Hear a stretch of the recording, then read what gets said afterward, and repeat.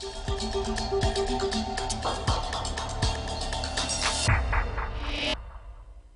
ang litrato ni Elmo Magalona at Julian San Jose na kumakalat ngayon sa internet. Kuha ang nasabing picture sa isang restaurant sa Eastwood kung saan nagde-date daw ang dalawa. Kasi that time, parang nagkayaan po kasi kami. Yun, si Mo po, inaya po ako kung manood ng movie, which is in Dark Knight. And nagkataon, nasa shooting po kasi kami na Together Forever. So yun, parang lahat kami pa naman, hindi pa naman kami nakakanood. So ayun.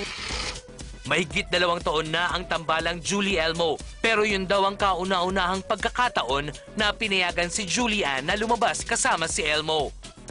Pinagpaalam po ako ni Mo kay mama at ni Papa. Kasi parang sa ngayon, parang first time ko na lumabas together with them. So, ayun, kay Mo din. Ayun, first time ko na lumabas with him. So, it's really fun though.